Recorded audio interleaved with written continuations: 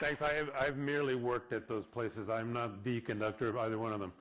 But yeah, I am probably the odd man out today. I don't teach classes. I only work with individuals. I have 6 individual flute players here at Yale that I work with. And they're chosen from a large number of people. As you can imagine, it's very competitive. Since you probably heard about 10 years ago, we got an anonymous gift of $100 million to the School of Music, which allows us to have all of our students, who are all grad students, be on full scholarship, with actually some stipend as well. And for music schools, that's pretty unusual because we're usually really poor. For myself, I had really a very American education. I'm born in Alabama. I went from there to the North Carolina School of the Arts for high school, then to Juilliard.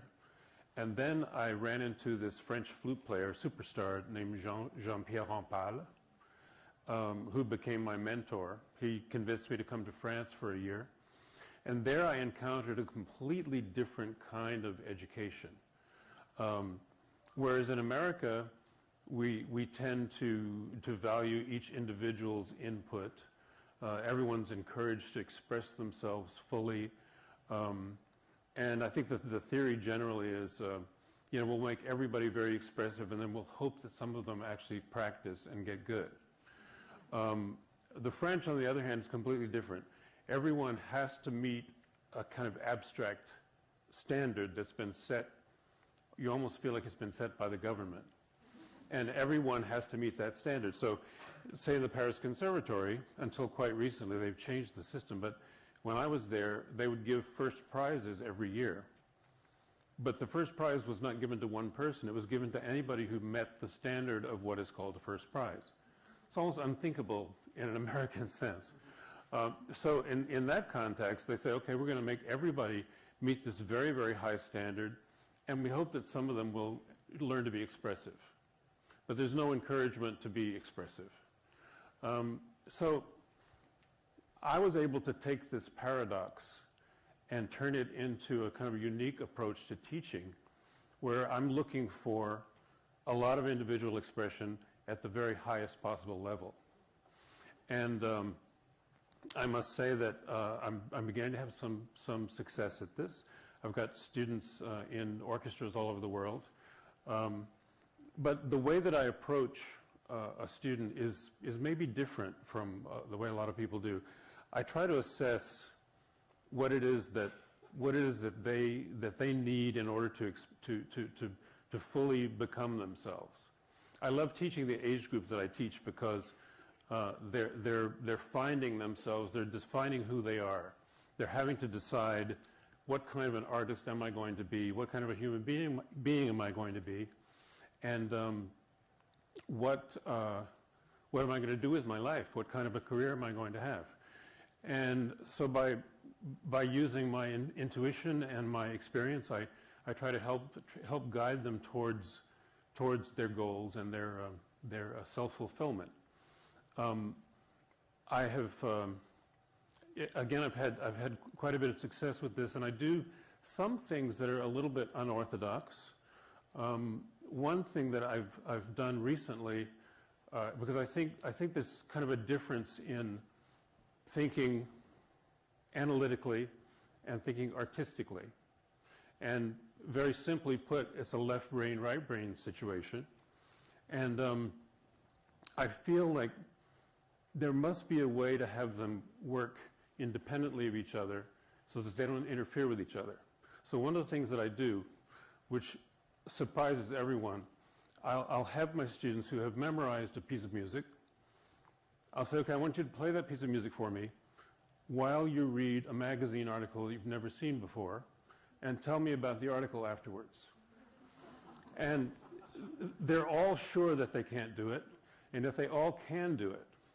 And so building on that idea, I actually met a member of the faculty at the School of Medicine, he's a psychologist who specializes in clinical hypnosis. And he came to work with my class just the other day. He put us all into a trance. it took about 20 minutes or so to get everybody down to this trance state. And then he took everybody out. He had everybody play a piece before the trance. Then we did the trance, and then he had everybody play the same piece again. And the results were extraordinary. The amount of kind of personal expression, personal commitment that was in there astonished everyone, including myself. So I'm running with this. This is a new area for me. I'm going to run with this. The fact is that the School of Music it's the only full conservatory in an Ivy League school. And it's kind of a unique place because we're surrounded by all you really smart people. And, and we're trying to bring some gorgeous beauty into your lives. I must say that it's not often that you find an environment in which you can do the kind of experimentation that I just talked about with the magazine. And I thought I would end my presentation with this extraordinary video that was made a year and a half ago called Why Music? It was made all by Yale alums and students. The filmmaker's name is Austin Case. And if I can have somebody run that video now, we haven't even talked about this. Is it on its way?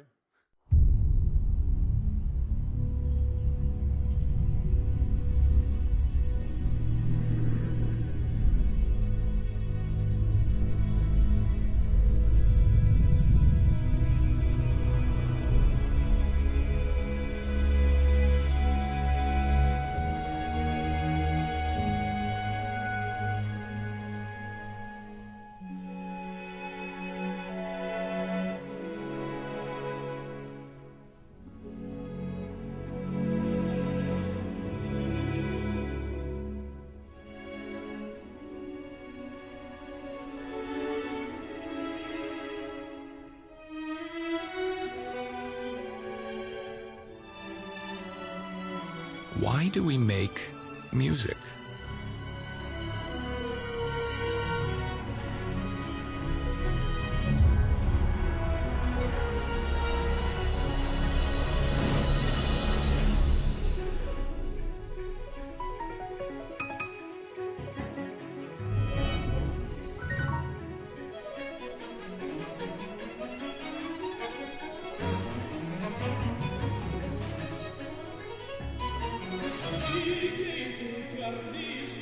Girarti furtivo in queste mura, non odi tu.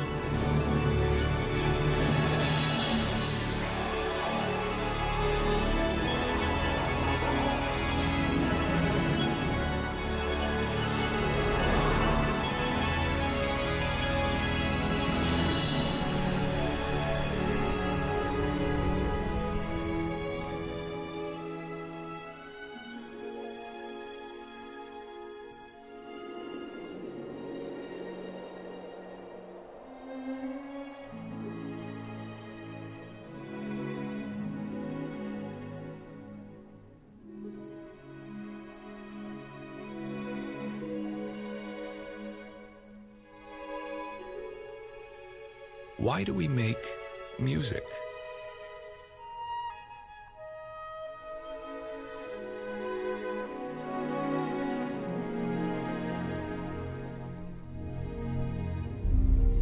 Why do we make music? Because we must.